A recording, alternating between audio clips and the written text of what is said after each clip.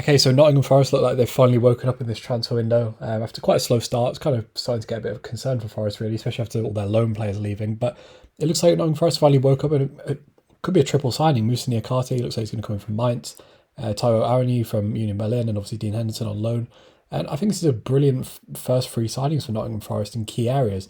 Obviously, I think Moussa Niakhate is the standout guy. I think this is a guy that a lot of top 10 established Premier League clubs could have done with. Centre backs, especially left footed centre backs, are a premium.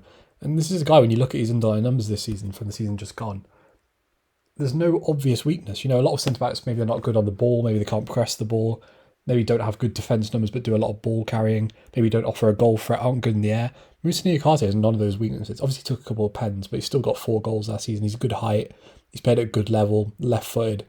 In the top 20% off of dribbles completed, top 10 for progressive passes. Obviously, his pass completion's low, but that's kind of common for centre backs. Either you have a low pass completion rate and high progressive passes, or the other way around. All his defensive numbers are jacked. Again, it's kind of rare for a centre back to have that high tackles and interception numbers. Normally, it's kind of one or the other. Normally you have a centre back that has high pressure and tackles numbers because they're kind of front foot, aggressive, go win the ball, but maybe aren't as intelligent. Or you have really high interceptions but low on the other ones because they kind of sit back. Niakhate is good on both, which I think is always a really good sign. 2.5 aerial wins. It's not incredible, but it's fine, especially when you're playing in a back three. You're going to have less aerial wins to do than when you're playing in a back four. And obviously he's playing for Mainz, who aren't like an elite Bundesliga side or anything. But when you look at the Bundesliga table last season, obviously finished 8th. But when you look at goals against, Mainz were 4th for that. And that wasn't some massive overperformance on XG. XG actually had them as the 3rd best defence in the league as well. Expected goals against. So for me, this is a brilliant signing. The only slight concern I'd have is I don't know where they really plan to use him. Obviously, Scott McKenna's already on the left side of that back three, and Joe Raw's on the right. Are they going to move Moussa Niakhate into the middle? That would be a bit of a concern for me. You might lose a bit of his ball progression and his ball carrying numbers, but overall, good age, good price, low risk. Even if Nottingham Forest get relegated next season, there will be Bundesliga clubs that will be willing to give them their 15 million euros back. So I think this is just great. So I'm surprised Nottingham Forest have been able to do this. Same with Taiwo Awoniyi. This is a guy that was the 5th top goal scorer in the Bundesliga last season. He got 15 goals last season, more than Serge Gnabry. And again, there's a lot to like about this signing. Obviously, he overperformed his XG a little bit, but not by loads. 12.4 non-penalty XG, scored 15. So overperformed it a bit, but not loads.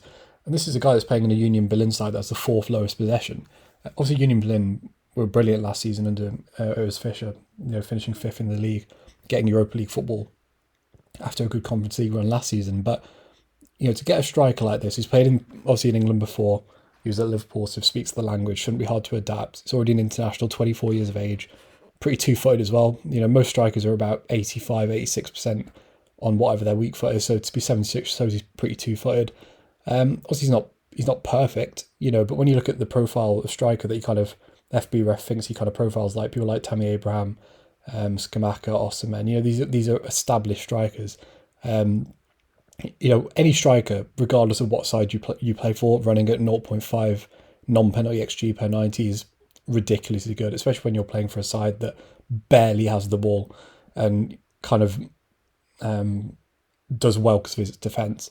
But good in the air, does a decent amount of defensive work, can carry the ball, which I think is important. When you're a side like Forest, and I assume Forest will stick with that back 5 next season, which I think they should do, by the way. You kind of need a striker that's not just going to sit there and not contribute anything and build up.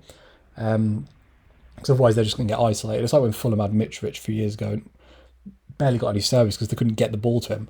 Taiwo is not a guy that's not going to contribute anything in build up.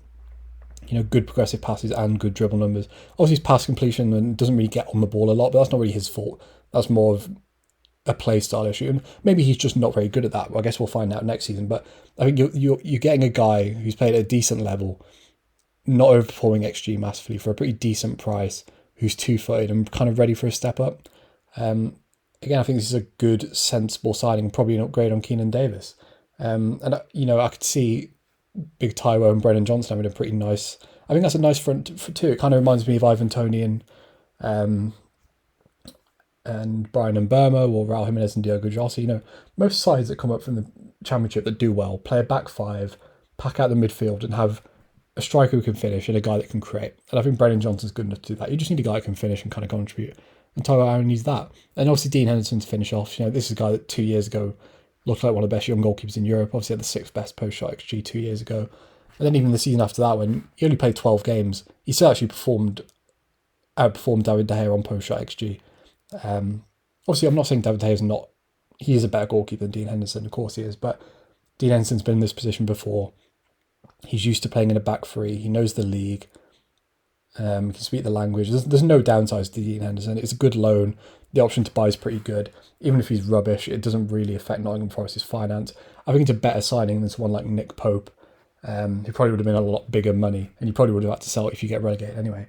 So, yeah, overall, Awoniyi, Niakhate, I think Niakhate is the pick out of these 3 signings. I think he's a brilliant pickup. You're getting one of probably the best value for money centre-back that I can kind of see in Europe. So I'm surprised Nottingham Forest been able to get him. But overall, these are all good signings. They're all good ages. I think they've all got pretty good resale value, even if they do flop or Nottingham Forest get relegated. And yeah, really good starts. Obviously, Forest still have a lot more to do. But overall, for our first 3 signings of the window before pre-season, I don't think it could have gone much better. So yeah, if you enjoyed the video, subscribe to the channel, like the video, and yeah, peace.